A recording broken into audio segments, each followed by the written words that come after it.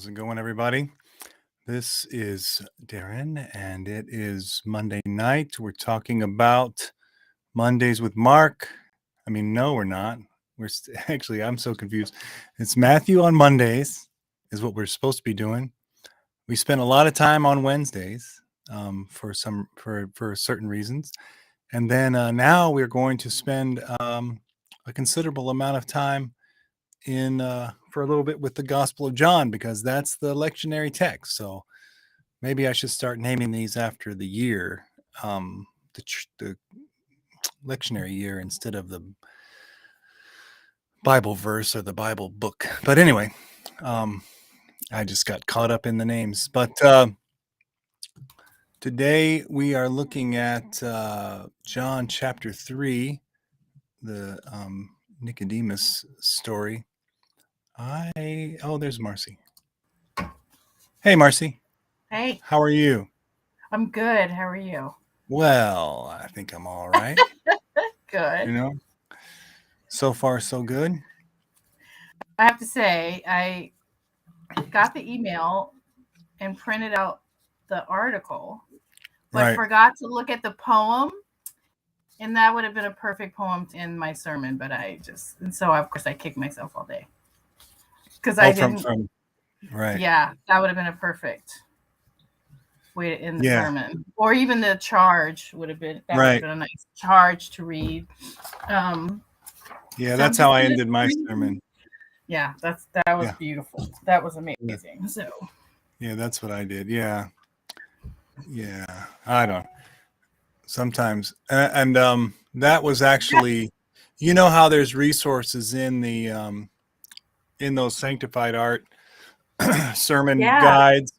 So in the wilderness one, that was one of the resources. Oh, that was okay. Yeah. They pointed to that link, Yeah.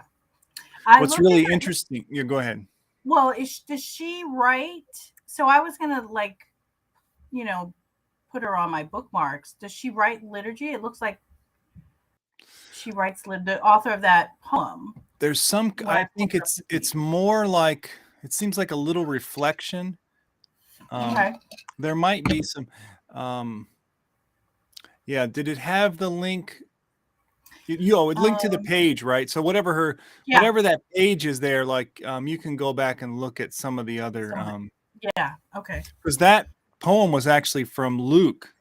Yeah. Right. I saw that. Right. It was. So I saw the one that I went back and saw with some stuff she did for Matthew. But anyway, yeah. So I think it's I'll definitely check out some more of her stuff for sure. Yeah. There's someone at church who has started a little poetry page in our monthly newsletter. Nice. And I just saw today, because I was doing the edits of it, that she had picked the same poem for the poem for this this month's newsletter. So right. Kind of unbeknownst to each other, unless she probably looked at some of the stuff. I don't know. I haven't talked to her about how she picked the poem that I ended up, which I'm really glad that she picked it, because for some reason in the middle of the sermon I forgot to credit the author. Oh. I was Yeah. That was my mistake. So now everybody will get the newsletter and they'll see who it was. So right. That's good. I'm happy about that. That is good. So I usually try to do my best to give credit where credit is due, but sometimes I'm lucky just to get through the whole end, I know, right? I'm lucky just to get to the end. Just let me get to the end. I will just say, as I wrote down just other things to talk about, but as I read the Liberation Theology article, and I think I don't think I finished. I maybe have one last page to go, but I thought about the cartoonist for Dilbert. Oh, yeah. Did you read what he said? I mean, it was like crazy. And so reading that, hearing him talk about Black people being a hate group and that we were racist, it was, as I read it, thinking about all that furor. I saw kind of like I saw it happening, like off to the side, but I thought, I'm not ready for that. I'm not ready to go there. And Yeah, then I that's wanted to just get your opinion of, because I don't think we've talked about it, and maybe I haven't been on when it started, was that Asbury revival. oh, right. Like, Yeah. is that still going? I was going to check to see if it's still going, if it's still I going think it's on, still and going it's on. wow, wow. I saw what did I can't remember what I saw. Oh, I saw that who's the guy that was at Union that does a little writing here and there? Andrew Taylor Troutman or somebody like Yes, that. Do yes, you know who I'm yes. talking about? I do. That's his Yeah, I've name. heard that. Yeah, Yeah, Trout. That's I right. saw a little piece that he wrote, but it was not really he wasn't really saying anything. He was just Yeah, saying like I don't know what to say, so I'm not going to say anything. So I yeah, thought, "Oh, okay, well, you know yeah, that. So yeah, I don't know. I mean, my mom sent me something about it yeah, because she gets this like Kentucky email thing, you know. yeah, So um, yeah. Interesting. Yeah, she I actually think she was saying I was just saying she was saying that she actually had wanted to go to Asbury, but ended up going somewhere else because oh, I think okay. money or something. I don't remember exactly what she. Yeah. Yeah, What's that denomination? Is it a What is it? A I think it's Baptist? Baptist. I'm pretty sure it's Baptist. Okay. Baptist. Yeah. SBC Baptist, or I thought is so, it but SB? Okay. I could be Okay. wrong. I'm not really Yeah. sure, you know. Yeah. Yeah, I mean, I think, you know, maybe interesting like way to tie into, you know, this text is you know, I guess, you know, like what the thing I always think about is, you know, what like it's really good to have an experience like that, you know, Mhm. a powerful experience because I mean, obviously, I mean, it doesn't leave you um Right. generally, you know, like Yeah. so, you know, it keeps you kind of circulating around trying to figure out what maybe the deeper whatever, you know, Yeah. spiritual Yeah. whatever thing is, Yeah. but like, you know, what are you going to do with it? You know, what's Yeah. you know, what's the, you know, Yeah. what's the work of justice or whatever that's going to come out of it, you know. Yeah. Yeah. I didn't grow up. Well, I didn't obviously didn't grow up Baptist, and so I had never really heard about revival Right. until we had one of our preachers had a Baptist background. He was Presbyterian, but a Baptist background. And then we just started having and weren't Presbyterian. They weren't cradle Right. Presbyterians. And a lot of them were like, why don't we have revival? And so the session approved revival a couple of years. We would have a spring and a fall. But most of the members didn't come because they're not used that's a foreign concept to them. And they didn't Right. understand it. And they thought that we were both being overtaken by Baptist impulses. And so we haven't had them in a while. Right. So I was just really, Yeah. it was curious to see people going there for an Right. experience, I guess, and don't even live near the campus or not students or just like coming, like it's a Right. rock concert they're coming to see or something. So Right. I Yeah. was just curious if it was still going on, and I Right. haven't checked. But yeah, okay. Hey Mark, we were just talking about the revival at Asbury a little bit. Y'all This year. had a revival? No, No, the one that's going on at the Asbury College Seminary or chapel or Oh, whatever it's called. I don't know. I'm Yeah. not Have you heard familiar of with. it? I'm not familiar with that. yeah, it's been going on since, is it January? It's been a I can't while. remember I when don't remember exactly when it Yeah, started. they've been in the news because people are just like, it started, I thought it was in January maybe, and it's still going on. It was like a People So- chapel are going service or something and like that, and saying everybody just started. This is a Presbyterian church? no, No. no, that's what we were talking about. That it's a foreign concept, I think, for most Presbyterians. This idea of revival, it's a very Baptist thing. Yeah. Right. I was just saying that my church never did it until we had a lot of Baptist members join. with Okay. they didn't have a Presbyterian background, and they kind of insisted that we start doing that, and we did. But a lot of our members didn't come because they didn't know anything about revival. They thought it was a Baptist thing, and we don't do Baptist things. So anyway, Yeah. it's just interesting. Okay. It is interesting. I could make some comments about that. Because you're Baptist, right, Mark? Yeah, but I think there's some things we need to rethink, and I might get in trouble for saying this, but I think we need to rethink this whole idea of revival. Personally, to me, I think it's almost become cliche now. Right. Yeah. I think. I mean, is so much there planning goes into. Go ahead. I'm sorry. I think is there room for the concept of renewal? Yeah, but I think it's become almost, I don't know, second nature is the word I would use. I don't know, but is that it? Yeah, this is one of the shots of their chapel. Oh wow! Oh yeah. Yeah. And what denomination are these people? I think that Asbury University is a Baptist affiliated school, if I'm not mistaken. Okay. Wilmore, Kentucky. Wilmore. Yeah. It's in Kentucky. Yes. I've never heard of it before. It's a small college? Yeah, it's a pretty small college, yeah. Okay.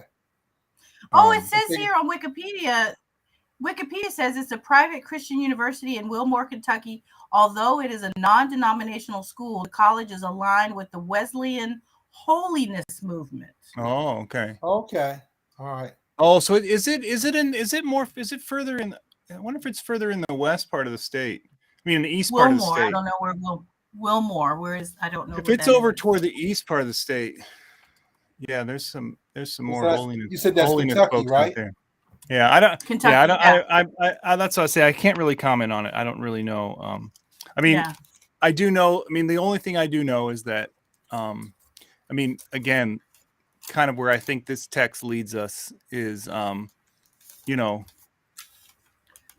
it's good to start by believing in powerful works of the Spirit or works of Jesus or whatever. That's a good start. But where are you taking your witness and your testimony and your what are you doing with that? What's it look? Well, if revival never ends, you don't have to do anything. You can just do revival for the rest of your life. Yeah. I guess somebody needs to take a shower, I'm sure. Folks go to revival, and what's the impact? I mean, I think what this text is saying is that we look at this text, Jesus is calling Nicodemus to rethink a whole lot of things. Here you have this seminary, I guess in modern day terms, this seminary educated person going to this street corner preacher who's not educated, and this street corner preacher gives theological insights that Nicodemus can't handle. Right. So I mean, that says a whole lot. That first of all, nobody has a box on who God is, and second, that those of us who are, I guess, educated or are formally educated, that we can learn a lot from folks who maybe don't have that level and have different perspectives on things. Right. And Jesus is calling for just a total rethinking, a total metanoia of how Nicodemus thinks, which means get rid of, I think what Herzog was trying to say, of getting rid of whiteness, of getting rid of first world value systems, and rethinking a lot of stuff. And that's what metanoia is. So to me, I guess what I'm trying to say is, if you go to revival and you come out and you get established, you're in the same practices, you're doing the same type of oppression, what has changed? Right. Yeah. No, I think that's the valid question. I think that people inside the revival reading this story would probably, try to call us the Nicodemuses who, are thinking too much about it and, just need to come to a relationship with Jesus, and be born again. So it's an interesting parallel how this and that's almost become what's the word I want to use, almost meaningless. What does that mean? right. If it's not mean a total transformation on your outlook, on Right. on how you present yourself and your faith in terms of these issues of justice, then what have you accomplished? Right. Yeah. Yeah, I mean, I think you're right, and I think yeah,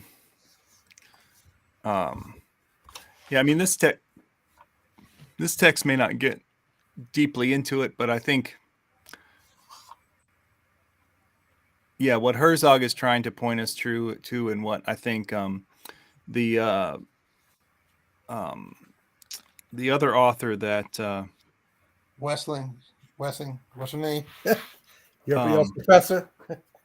Yeah, Yeah. what Gensch, what she the Rensberger, stuff that she quotes, at least I think she mentions it in there, about where he's basically pushing along the same thing of seeing Nicodemus as someone who is curious, maybe even convinced by certain actions and displays of Jesus, but not willing to testify and become a part of the community, become a part of, because it means leaving his comfortable surroundings as an elitist in his community. Right. And I think that's why he came to him at night, because if he going to him in the daytime to say, wait a minute, we're going to kick you out the country club now. Because you dare to go talk to this backwoods preacher, so he had to go to him, like, because he couldn't risk loss of status. Right. One of his loss of status. Yeah. No, I think, yeah. So, I mean, I think if under those terms, we have to, I think that's the question we have to leave open about, revivals and that sort of thing. Where does it, who do those people become affiliated with? What is what does that group that community they become affiliated with then do in the world? Yeah. What do they do after you have revival?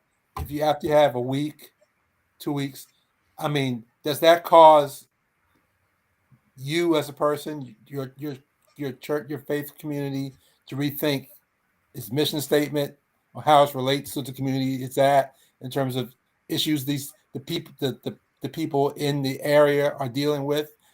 That to me is the question now. So yeah. I mean, I think traditionally we have the way we touch it, the revivals are strictly done.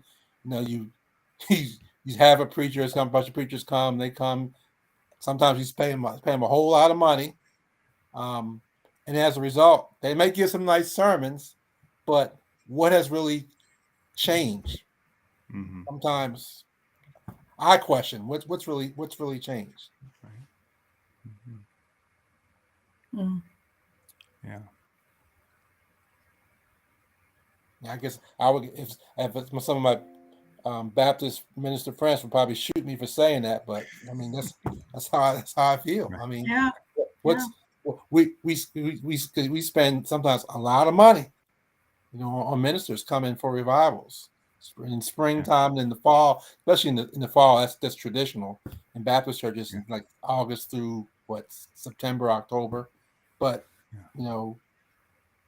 what's really changed? Right. Yeah. Well, we bring in consultants.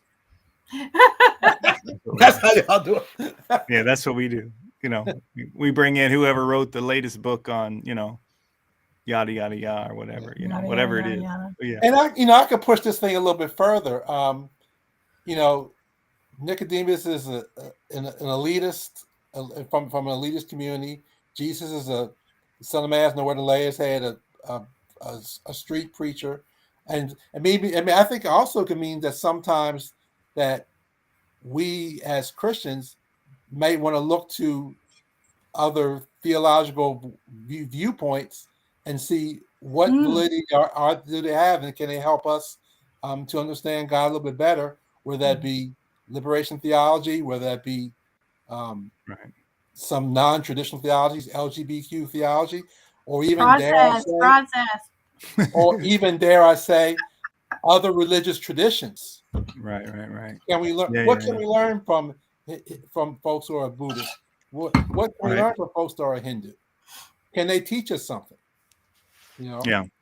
Well, I think what's interesting about this text, obviously, right, is that this text, as traditionally understood and read, is represent the end goal of any revival, right? Right. You bring somebody to an understanding of the fact that God so loved the world that he sent his only son to, into the world to save the world, not to save the world. They don't really go that far. It's just to save you from your sin. Right. And that's the problem. That's kind of the problem. That's where it ends. So, as the individual. Right. Right. And so, the way that many people will evaluate what's happening in any revival or any kind of movement like what's happening there, and in many churches, is how many people came to that understanding. Right. All right. Right. How many people have come to that? How many people have acknowledged been saved? Yeah. How many people have been saved? So when we have the revival tonight, we had 10 people give their life to Christ. Then that's how we measure success of a revival. Yeah. Step out into the aisle. And Yeah. we'll come, that whole scenario. Yeah. So I mean, I'm not saying that's a bad thing. I'm saying but I'm saying that I think that it's time to push the envelope a little bit more. I mean, it ends there. It ends there. Right. For most revivals, that is the end goal. And when they turn the lights out and the tent comes down, right, it's that's it. That's it. That's it. That's it. Yeah. Yeah. I mean, and I think so. I guess if you're evaluating something by that, then it's pretty easy to figure out whether it was successful or not. I mean, in fact, I mean, you would have to say that under some terms that's already been successful. Yeah, it's a quantitative goal, right? That as a result of this revival at the end of this week, 100 people, gave their life to Christ. Right. Right. So a good follow-up sermon that next Sunday would be, so what? We just had revival. So what? Yeah. So what? What do we now do with the movement that started on the lawn Thursday night? Right. What are we now? How are we now going to allow the Spirit to lead us into actually following Christ? Right. So that they don't usually, that doesn't happen. The revival is over and it stopped. Yeah, everything, they put down the tent, so we take away all the window dressing, and then we go back to ministry as normal. Right. Well, and and the part of the way of reading the text too is including, I think some of the commentators did this, including the 2 or 3 lines before it in verse 2, where it talks about Jesus doing all these wonderful works and signs and people coming to believe in him, but he did not trust in them and he didn't believe in them. He wasn't willing to give himself over to their immediate fascination with him. He knew that he needed something more solid to to believe in. And then you get this story coming right on the heels of that, of this person who seems to understand that what Jesus is doing is from God, or at least willing to say that. But not quite ready to take Not the quite, full, not quite commit. Yeah. the full plunge. Yeah. Well, and I think it goes to it goes to that double meaning again of the word, right? Of the born again, or born anew, or born from above. If it comes from God, you'll be converted to what God is about in the world. You'll be converted to what God is doing in the world, and you'll start acting based on that. If it's just being born again in a vague, sense, Yeah, and I think we tend to always limit it to just when they come to church and they have this experience and that's it. But I think we don't see this as an ongoing process. Right. That it starts there, but then you have to have some Right. maybe some education that goes on, and then have some other experience. So there's a process for folks to have some type of growth. We just want this instant boom. Okay, you got it. Yeah. I will say that there is something to the there's something to the charismatic kind of experience that at least lays the groundwork for a willingness to make some radical changes. Right. It's just that unfortunately we usually direct people in a very silly, not silly, but like in a very limited way. Stop drinking, stop smoking. None of the things that they tell you to stop are bad necessarily. To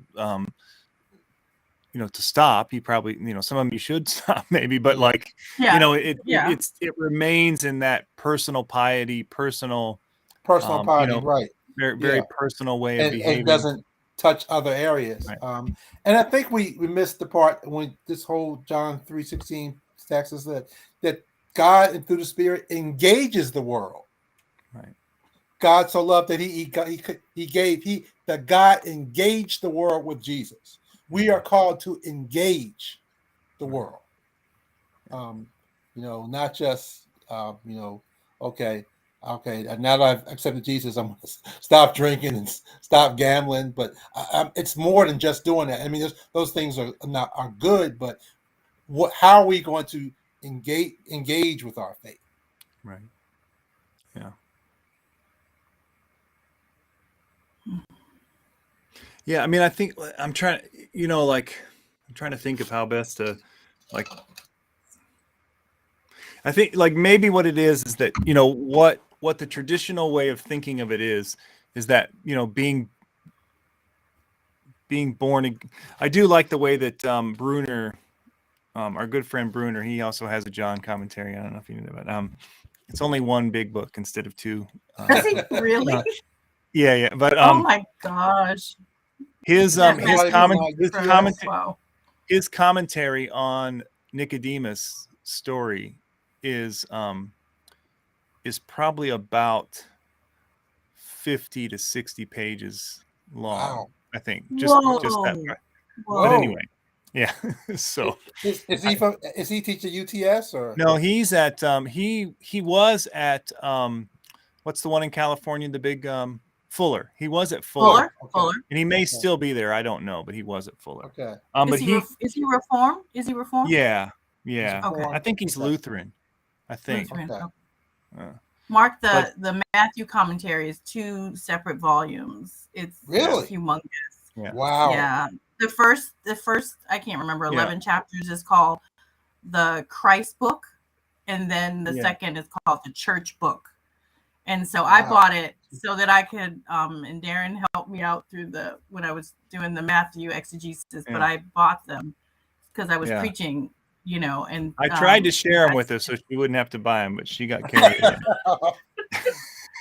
Well, I mean, it's like, wow. It's a lot. He's a prolific writer about this stuff. Yeah. Well, anyway, Wow. so I'm probably going to forget what I was saying, but anyway, he says he translates it born all over again from above. You know, I think that Oh, okay. trying to Okay. incorporate all of the All of different it born elements of it, you know. all over again from above. Yeah. Okay. I don't remember what I was saying though. So it'll come back to me at some point. Now 2 volumes. Wow. Yeah. Wow. Yeah, it's a lot. But yeah.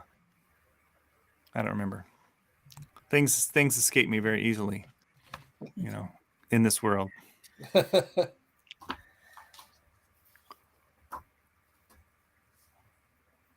Yeah, I mean, I think, but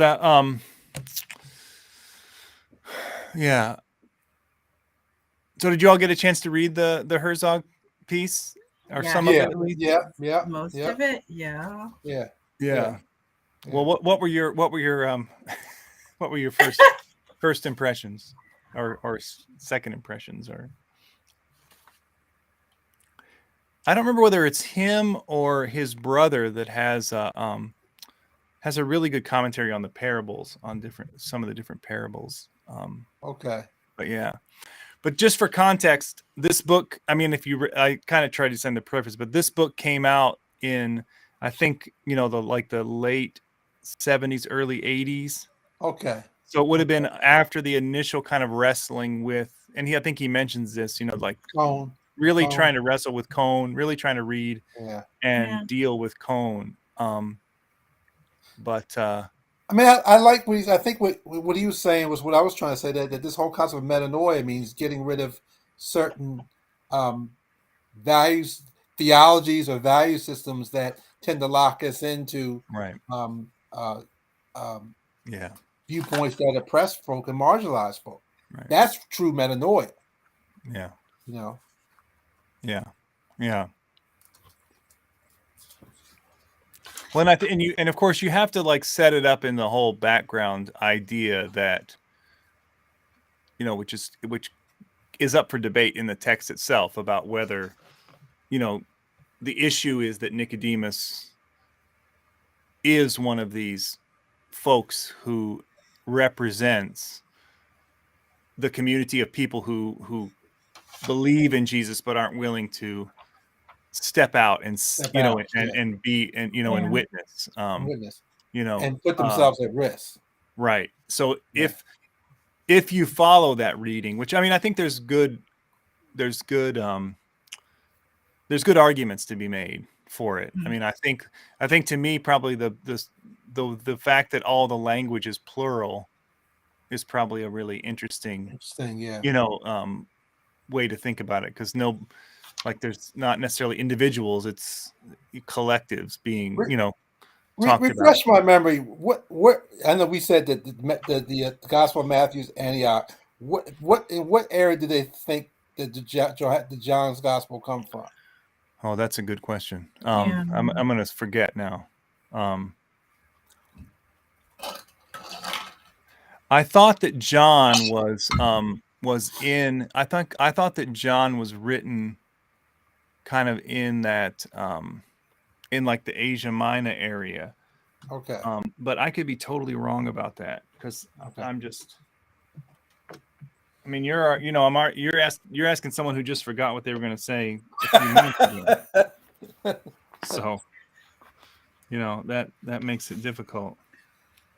If I had the Bruner book here,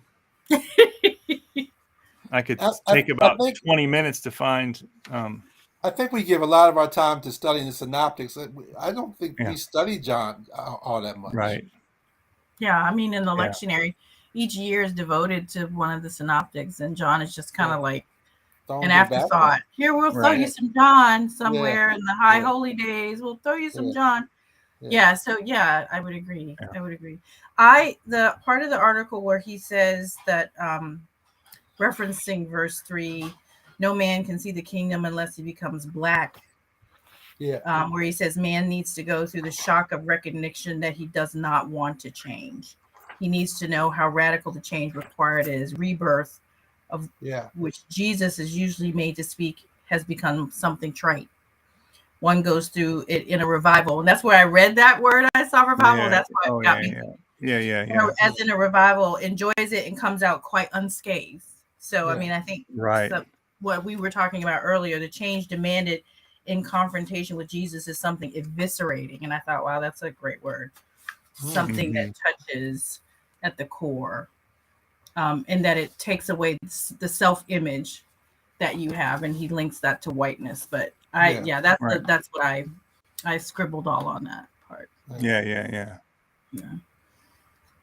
No, that's and that's what that stuck out to me too. Yeah, and then for me, the other side of that, because it kind of goes with a couple of other things I've been reading lately, is the idea. Well, and I kind of have some of this. I have some of this. Let me see. I mean, it was Cone, right, that said that Jesus was black, correct? Yeah. Right.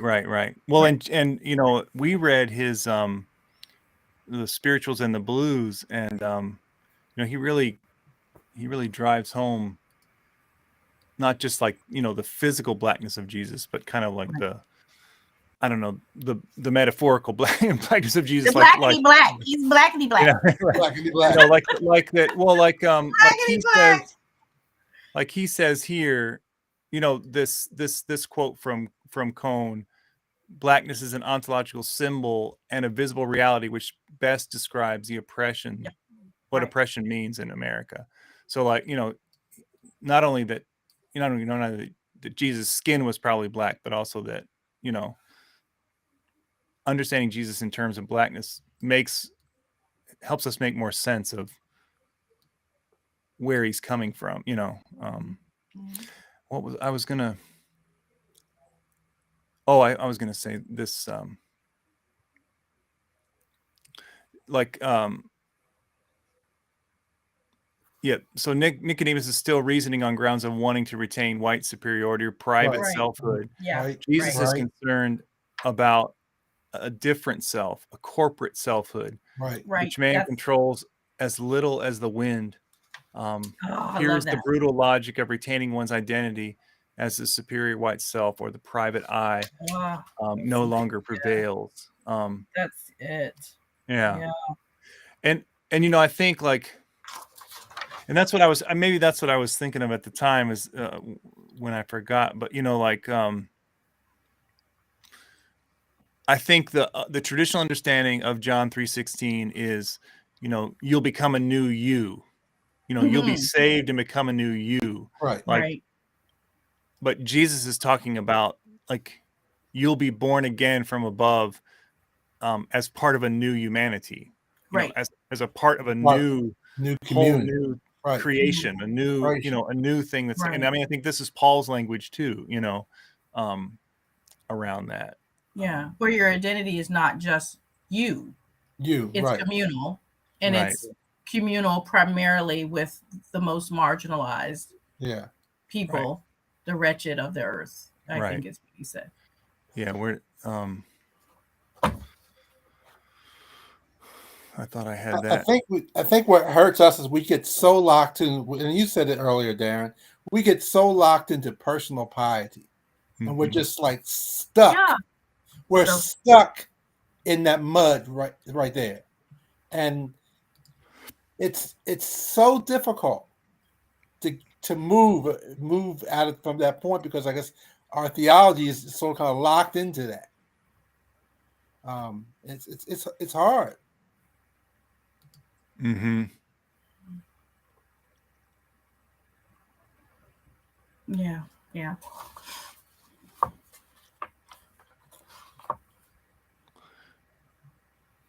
And that's why I say oftentimes I think it's good to have different voices, whether those voices be womanists, whether those voices be LGBTQ, whether those even theologies that might be based on other religious traditions. We just need some different voices. Right. Yeah. Well, and I think, I mean, your friend that does the Nat ministry, Marcy, I think is a different voice. Yeah. Yeah. I mean, we need those voices. Did you get her book? No, Rest no, as no. resistance. Okay. No, I saw that book on Amazon. That's on the list. I just ordered another book from that's on the list. That's on the list next to order. Right. But I think, to me, I think what Herzog kind of really highlights, which, you know, I'm not being, well, maybe I'm lying to myself if I'm saying, but anyway, like not downplaying any of those things, but incorporating most of them. But I think, like,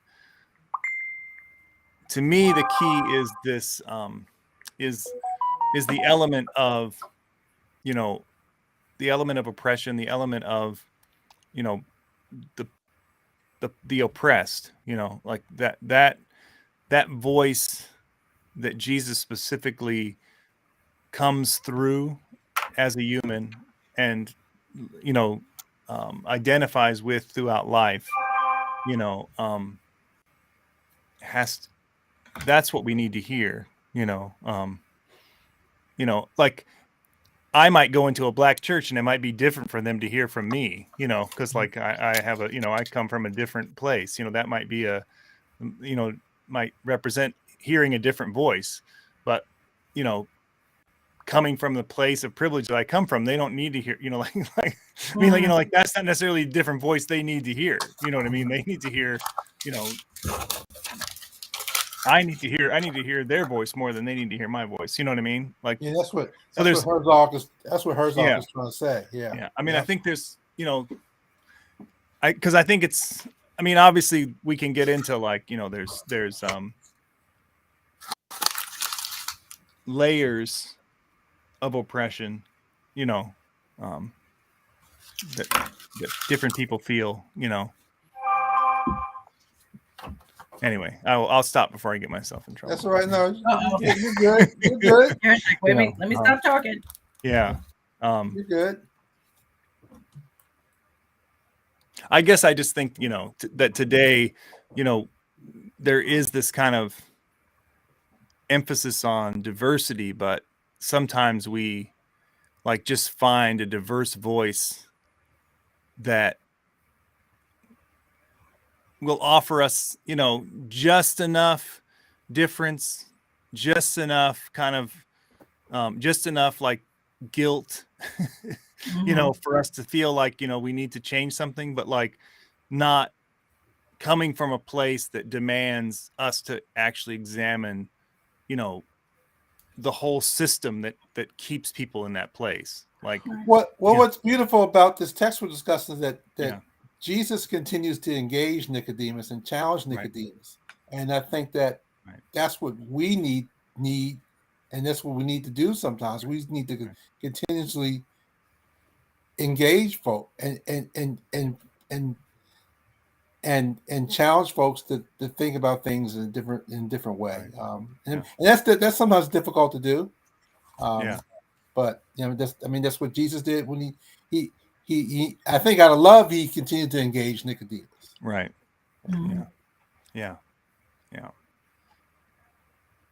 I don't remember. I don't remember if this was the part you were reading, Marcy. But I thought this was That was, yeah. It Let me was find this. Let me find this.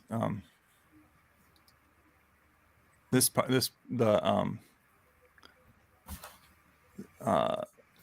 The change demanded in confrontation with Jesus is something eviscerating, something that touches the core of our being. It destroys the self-made self, that is, man as self-made man. right. You know, well, today it's usually the successful exploiter who preys upon others and uses their labor to build up his beautiful white front. It Yeah. is all that whiteness stands for in the eyes of the poor, despised, and oppressed.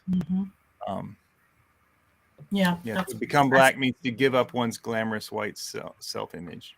You know. Yeah. That's what I underlined. Yeah.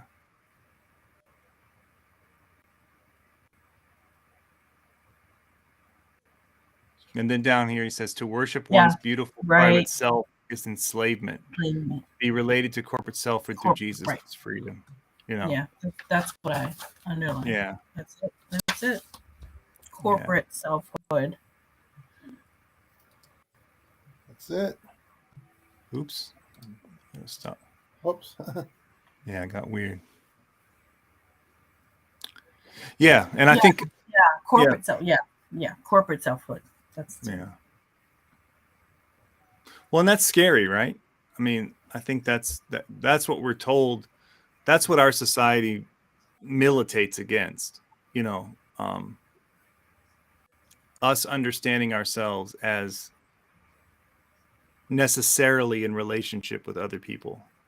I mean, I think that's when I hear that, I think of the Second Amendment discussion. Yeah. That there's no sense of that. Right. It's like gun. You can't take it under any circumstances. Right. Every gun I must own. I must be able to have every gun imaginable. You can't take it from me. That is just a complete lack of understanding. Right. My corporate that's my right.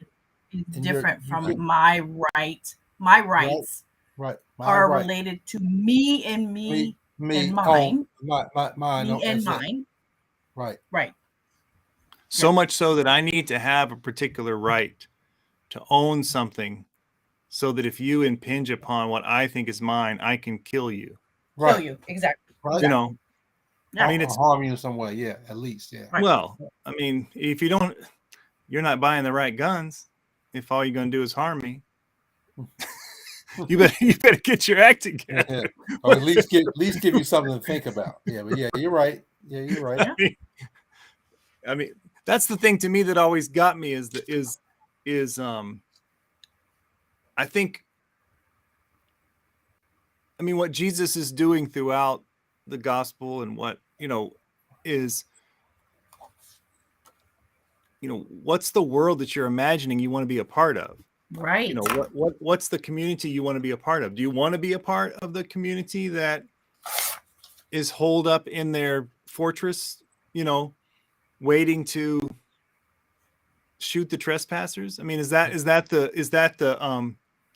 your image of the world to come? I mean, is that what you want to be? Because you have to nurture that fantasy in order to.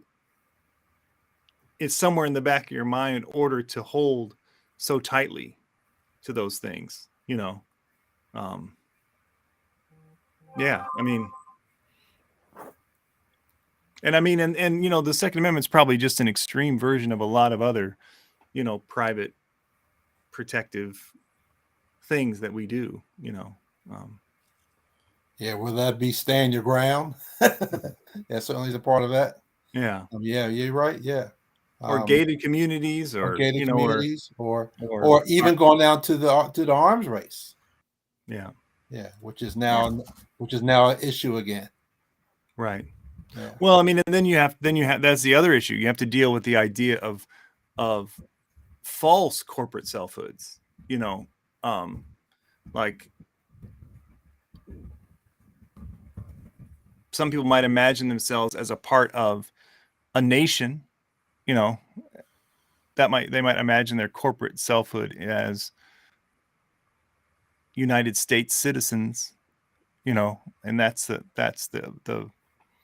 thing that they put their value on, or put their, that's who they unite with, whoever they think that is, Yeah. And when that's pushed to the extreme, then you find this extremist thought, these extremist groups, that's a flourishing problem now. Right. Yeah.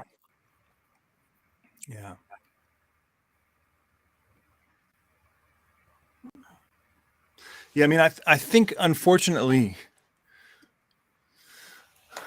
and this is probably just the reading that I'm doing, and I should, whatever, but, I mean, part of it is like what the metanoia thing is, not only just a whole different way of being and understanding things, but it's like a whole different way of thinking about everything, really. I mean, like, just what even makes up reality, what is real, and how, that all of that stuff is a part of it. Yeah.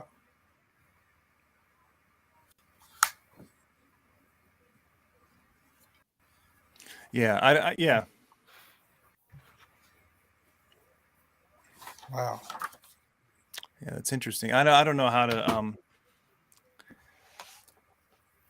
because I wonder like, what I mean, I'm sure people are asking, going back to the revival, I'm sure people are asking what's coming out of it, Mhm. and I've heard people say that, that I've heard people say that people are,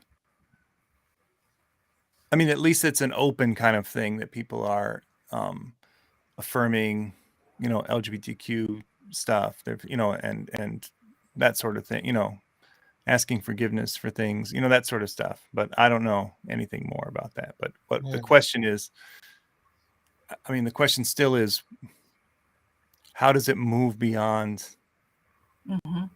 your, Just you. yeah, How's moving on? It's just about right, me. It has. I understand it's got to start with me, right, but that's the problem. It stops there. It starts yeah, and stops with me. Yeah. Yeah. How do we push it so it's more? yeah, yeah. Yeah. I mean, and I think it has, I mean, I think it has to come to where how, I mean, I think it's hard to not, I mean, it's hard to read the Bible, I guess, maybe the whole thing, without recognizing that, you know, God, if God is speaking to you, God is drawing you to bring justice, Right. to groups that are oppressed, period. He's talking. So, God is talking about his agenda. God's agenda. right, Excuse me. right. So that's So right. Say if, it again, So Marcy. Say it again, Marcy. if God is talking to you, God is talking to you about God's agenda. Right.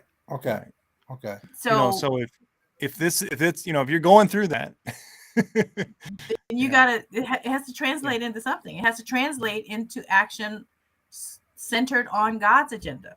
Yeah. right, yeah, So yeah, And it's unfortunately, a lot of times we make God's agenda a totally different agenda. right. Yeah. well. Well, I That's mean, and that's where it gets Make it the difficult. agenda of empire. Yeah, yeah. mm, Well, and I mean, I've been to revivals, in my previous tradition, and for adults, I mean, sometimes coming out of them, it's almost like it's sometimes subtle, but it's not terribly subtle, but it's like it's kind of can be like a chance to like juice you up to, you know, to either be more industrious, be more entrepreneurial, be more, you know what I mean? It's kind of like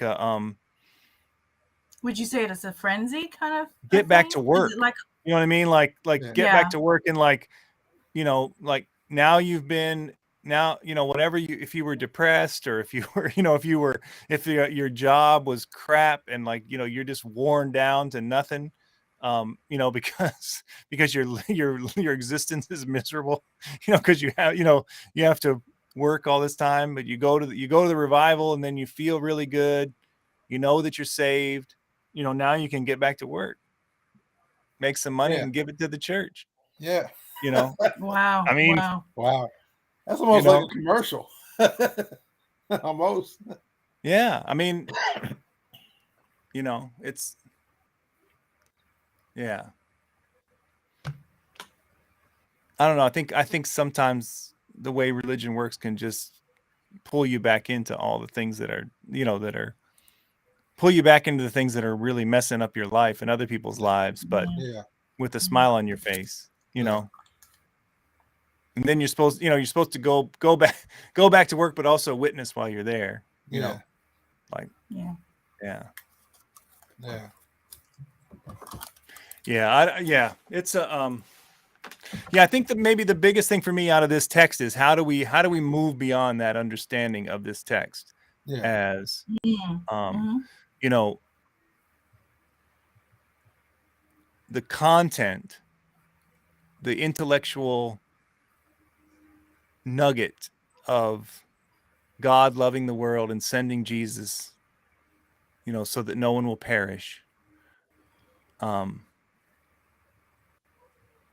difference between assent to that being the point and the point being that,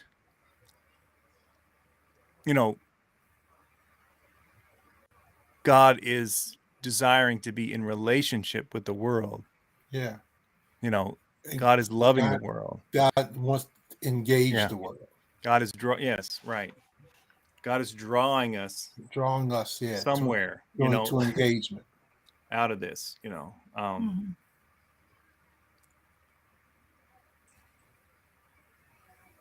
and then it requires of us this new way of understanding who we are as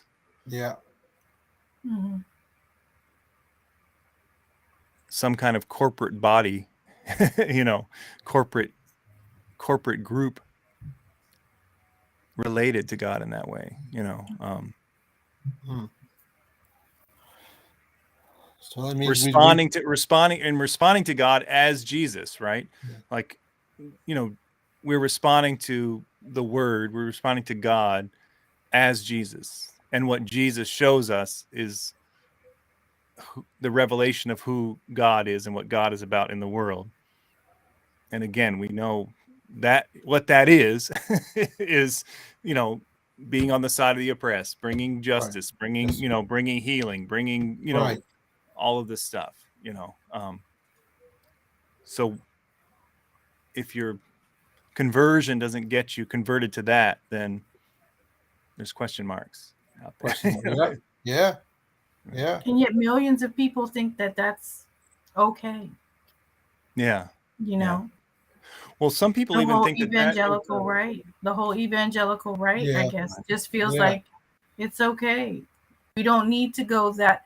We're not doing that work. We're saving souls in the pews. Yep.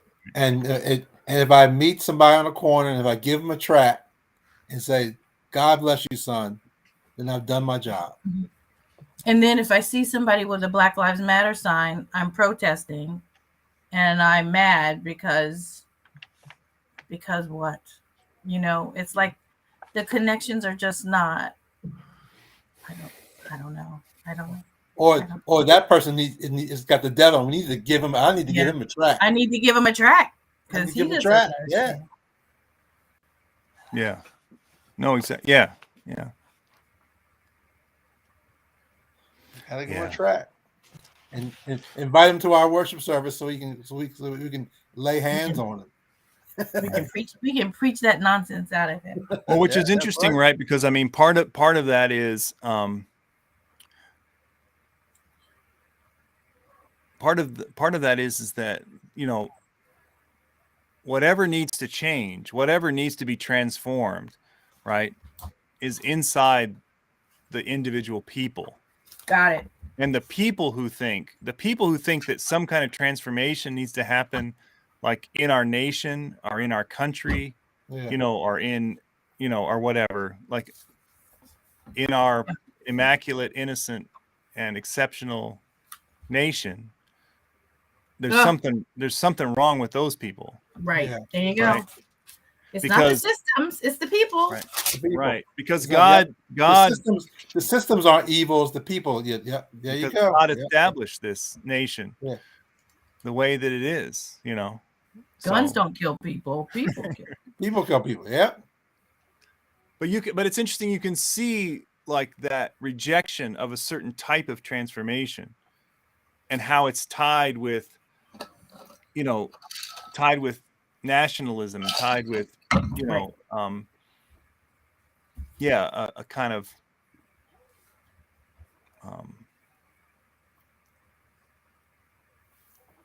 I don't know, exceptionalism, that you really see it when people start challenging broader things than just individuals, Look, y'all. So what's next week? So next week we talk about the woman. The woman at the well. The woman at the well. Yeah. Yeah. Oh, that's some good stuff. Yeah. And Frances actually has a book just about Jesus's encounters with women, and so I think she has a chapter in that. I'm sure there's a chapter in that book Yeah. about this text. I'll see if I can copy it for you. You can find that. That would be good. Yeah, I can try to copy it for you and send it. Okay. Yeah, I can do that too if you want me to. Okay. All right. Okay. He's got it. Okay. Yeah, that's it. It's the last chapter, I think. Or no, it's the second to last chapter. Yeah. And next week I'll report back from the Chesapeake School Board. Tonight they're talking about the use of facilities because a primary school requested to have a Satan Club meeting at the school. So really nice. And they showed it in the news at 6. It's standing room only in there. People want to talk about the Satan Club. So I don't know. I'm just fascinated about That's the interesting. Satan Club. Well, that was you didn't have that ready for your sermon on the temptation. I'm like, are they in there bringing rocks and doing tricks and turning stuff to bread? And are they jumping off the top of the building next? What are the Satan Club doing? I'm just curious. Right. But that's interesting. But we don't want to talk about all the dynamics behind what happened at this school where the teacher got shot. What are the dynamics that caused that to happen? That's right. We're just in the news all over the place. Yeah, that's right. Yeah, they're about. There's the city of Newport News is going to have to empty the coffers on that one. Her lawyer is gonna. Yeah, it's a bad situation. Yeah. So many things were not done appropriately, not followed protocol. With the young man, and so. Right. Wow. Yeah, you're gonna have to pay up big time. Pay up. Jeez. Yeah. But yeah, I'll report back on the Satan Club. Yeah. Let us know. Yeah.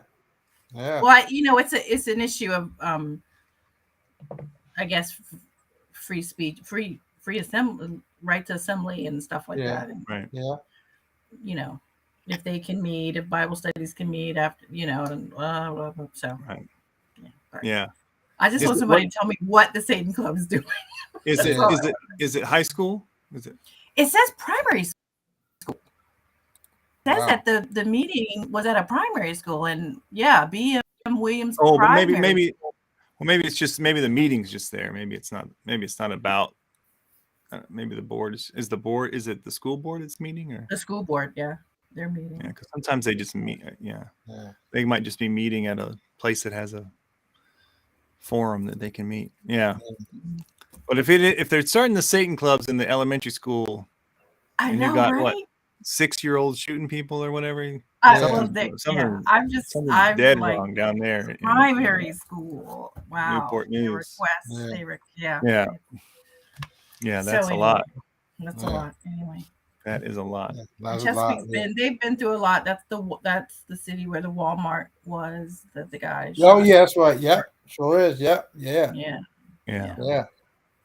Trauma everywhere. Something with Pharrell, that concert Pharrell had, something in the water. It's something in the water down here. Yeah. Really. He's not wrong. There is something in the water in this area. In the water. Yeah. Wow. Anyway. Okay. All right, y'all. All right. Good stuff. Did your books arrive, Karen? Did Francis's books arrive for you? Yeah. Okay. And actually, so they got dispersed out, and I think I got a few people are willing to teach, so I'm good. So I just need one more. How are you doing it? You do it after you preach on the text? Are you? I think we're gonna try to do it, as like a Sunday school class after the sermon. Got it. Yeah. Okay. Cool. Except for a couple of them, because we have a big chili cook-off next week, so I'm gonna probably move. We might do a Wednesday night dinner, and I might move this text conversation to that Wednesday night. And then on Palm Sunday, we're going to do a preview of the resurrection story. Because Palm Sunday's Matthew text. So yes, it is. But someone's going to teach on. Wow. Yeah. So Okay. Sunday, so that Sunday, someone's going to teach on the resurrection text from John. So Okay. we'll get a preview. So Yeah. hopefully they'll write my sermon for me, basically. That's always good. Yeah. Yeah.